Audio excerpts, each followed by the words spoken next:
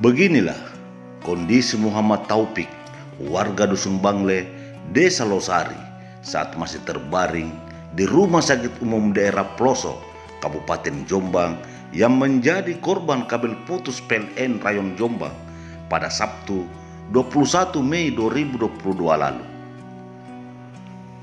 Korban permanen kabel putus PLN Jombang yang mengalami luka serius dan harus dirawat di RSUD Pelosok selama beberapa hari, kini hanya bisa gigit jari setelah laporannya di Polres Jombang tidak bisa ditingkatkan ke tahap penyidikan karena tidak memenuhi unsur pasal yang dipersangkakan, sebagaimana surat pemberitahuan perkembangan hasil penyelidikan SP2HP yang dikirim penyidik Satreskrim Polres Jombang kepada pelapor Muhammad Taufik.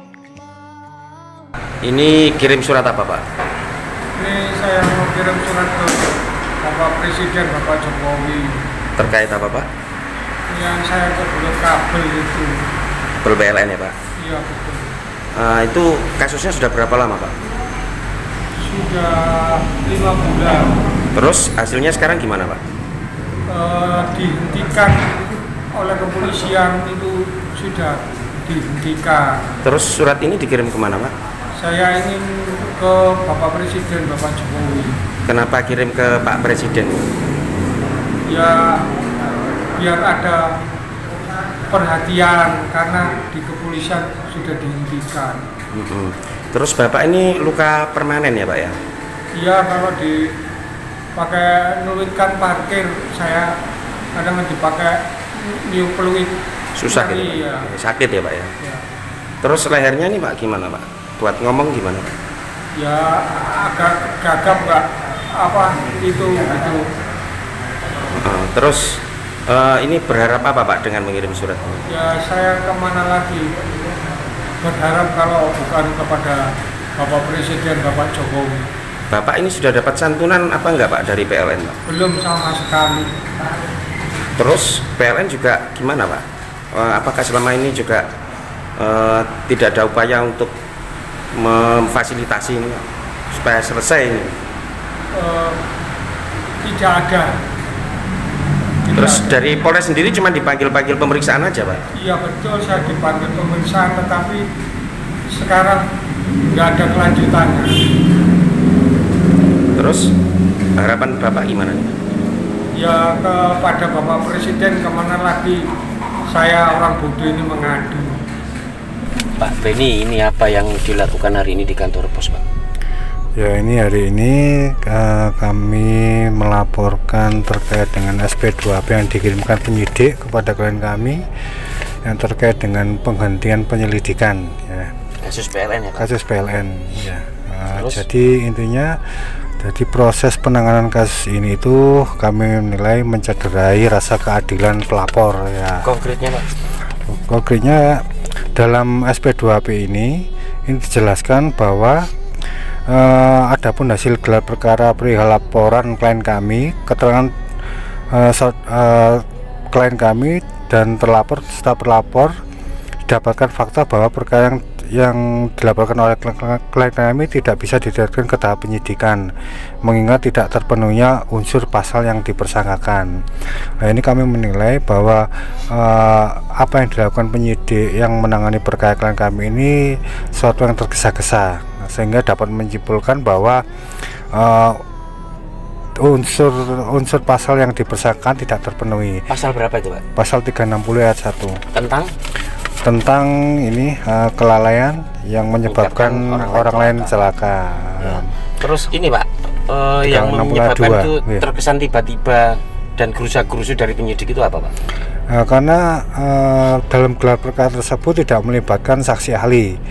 Saksi ahli dalam hukum pidana dan satu saksi ahli dalam bidang kelistrikan. Minimal dua saksi ahli. Minimal dua saksi ahli, dan itu dapat menjadi rujukan penyidik untuk menentukan unsur pidana ini terpenuhi apa tidak. Nah, selama ini kan penyidik tidak melibatkan dua saksi ahli tersebut.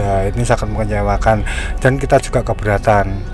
Maka dari itu hari ini kita menyampaikan laporan melayangkan surat laporan pengaduan terkait SP2HP yang dikirimkan penyidik kepada klien kami, kepada Kompolnas dan kepada Karu Wasidik Mabes Polri. Targetnya apa Pak melaporkan? Targetnya ya intinya kita minta agar dilakukan penyelidikan ulang dan gelar perkara secara terbuka, agar kepastian hukum klien kami dapat terpenuhi. Iya, dari awal itu kan ini LP ya, laporan, ya, laporan bukan resmi, Dumas. Ya. Bukan. Sehingga dari awal sebenarnya penyidik sudah meyakini unsur pidananya masuk gitu ya, Pak? Ya, bisa diartikan seperti itu. Ya. Terus setelah ini apa Pak yang dilakukan kemudian? Ya, untuk selanjutnya kita akan kirimkan tembusan ke Kementerian BUMN juga. Setelah itu nanti kita lakukan press release kepada rekan-rekan media, nanti kita hadirkan teman-teman media, sehingga teman-teman, saya harapkan kami agar teman-teman dari rekan-rekan dari media itu bisa mengawal proses penanganan kasus klien kami ini. Apakah bisa diduga bahwa penyidik dalam hal ini Polres Jombang ini gegabah ini atau sembrono? Ya, menurut kami ya apa yang dilakukan penyidik ini ya ceroboh, ininya ceroboh dalam menetapkan bahwa unsurnya tidak terpenuhi ya. Jadi tidak terpenuhi itu berarti termasuk itu SP3 ya Pak? Bukan SP3, ini penghentian penyelidikan. Nah, ini masih formalnya masih SP2HP. Oh iya, kalau sudah penyidikan baru SP3 baru ya SP3. Ya. Nah, untuk kedepannya seumpamanya memang ini dilakukan SP3, kita akan melakukan gugatan pra peradilan, setelah kita melakukan gugatan kepada PLN juga. Tapi untuk sementara karena ini masih penyelidikan, ya, kita jadi lapor dulu. Ya, kalau seandainya ini naik ke status penyidikan dan itu di SP3, ya, pasti akan ngeprah ya Pak ya. Kita akan supaya tidak terjadi insiden serupa di kemudian hari. Ya, nah, ini kan masyarakat juga ingin kepastian hukum juga. Jika ada korban terkait dengan kasus yang serupa ini, kelalaian PLN, apakah siapa yang bertanggung jawab itu kan harus dicari. Jadi selama ada korban ya harus ada yang bertanggung jawab. Gitu. Terus ini Pak, dalam kasus PLN ini. Sebenarnya kan banyak itu kabel-kabel yang membahayakan itu di jalan raya Jombang itu kan juga berpotensi akan menimbulkan korban lagi. Gimana Pak?